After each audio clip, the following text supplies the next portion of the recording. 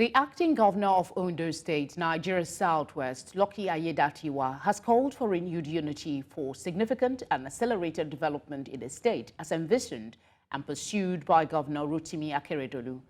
Mr. Aiyedatiwa made the call in a statewide broadcast to the people of the state on Thursday in Akure. The State House of Assembly on Wednesday pronounced him the acting governor of the state as Mr. Akeredolu continued to recuperate from illness. He said what happened in the past was a temporary delay in the democratic journey, saying as a government they have recovered. Mr. Aiyedatiwa also appreciated President Tinubu, the All Progressive Congress chairman Abdullahi Ganduje, and Afenifere leader Reuben Fasoroti, amongst others, for their part in the peace process in the state. Earlier, we're joined by former spokesperson, Ondo State House of Assembly, Olugbenga Omole. To tell you that it's high power politics that has been playing out in Ondo State, and it's avoidable, it's unfortunate. The truth of the matter is that Governor Akeredolu has done a lot for Ondo State, and people really prayed for him. Majority of Ondo State citizens across party line prayed for him so that he would be fit and come back to continue the good work he has been doing. But unfortunately, we have a few set of people around him that didn't handle the issue very well, and they were using his condition to perpetrate a lot of things. It's unfortunate. Joining us live from Akure, Ondo State's capital, is News Center's correspondent, Bernard Akede. Bernard, good to see you. Thanks for joining us. Quickly, tell us what has transpired since the speech earlier today by the acting governor. Has he made any pronouncements aside from those made during the speech? Well, he hasn't made any public pronouncements aside from the ones made during the speech, like you asked. It's been meetings upon meetings upon meetings by the governor and by the acting governor, beg your pardon, and you would expect that that's what will be happening at the moment, because like he said in that speech, where he showered a lot of accolades on his, on his principal, that's the governor who is now on medical leave. He said that there are a backlog of months that have been lost due to this political drama that's been happening since way back in September, and he's trying to see how he can quickly or immediately get all hands on deck to ensure that those months or those weeks that have been lost will be regained very quickly. Again, remember that Ondo State is one of those states that has off-season elections, and their own gubernatorial election will be coming in less than a year, sometime I think November 2024, if I'm not mistaken. So there's a lot of preparation towards that. And of course, to also consolidate on what the governor had been doing before he took ill. So at the moment, while we still wait to hear, further announcement, further information from the acting governor, he already has his hands full with trying to catch up with lost months and lost weeks, like he said in that public broadcast. Is to have spoken with on Nigeria Tonight on several occasions since the coverage of this crisis began. Have always said that this is not the end of the crisis. The transition of power isn't the end at all.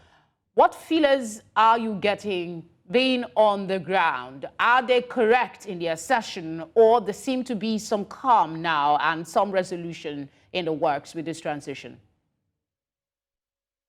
So it's two-sided. Now, for the people of Ondo State, there seems to be some calm with this transition, because all they wanted was for the office of the first citizen to be filled with somebody, particularly that they can look up to and they can go to with their issues and challenges, and to know that things are moving forward.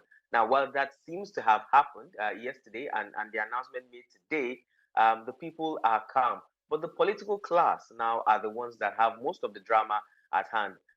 Just as the guest we had this morning on the breakfast show did make mention that there are certain people who have been exploiting the condition of the governor who is now on medical leave to their own benefits. And then there are others who wanted to ensure, or who wanted to see that the seat of the governor was filled by the deputy governor, now the acting governor, as stipulated by the constitution.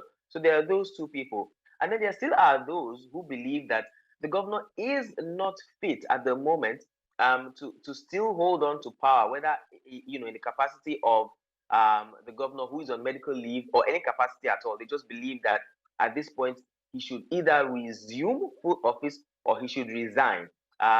We had Omoyele Sowore in our studio on Tuesday, if I'm not mistaken. He and his party are of this particular opinion that I just made mention of. They feel that he should either resume full capacity or he should resign and let somebody else champion the affairs of the state. So you see, it's divided in 2 or 3 ways, if you like, particularly in the government class. But for the people, there is calm, and I think that the people can breathe a sigh of relief knowing that somebody is now piloting the affairs of the state. But how have you spoken to some of them? What are they telling you? Do you sense from their submissions that Aiyedatiwa has their support to act in the stead of the governor? Yes, so the people of Ondo are, peace-loving people from what we've been able to gather while going around. They actually have been going around their daily businesses, and they just say that they're happy that, Aiyedatiwa has stepped into the shoes of Akede, and they believe that things will go better, provided the fact that, everybody around him, at least most of the people around him, give him the desired and required support. And just as our guest also did say this morning, that both Aiyedatiwa and Akede have been good friends.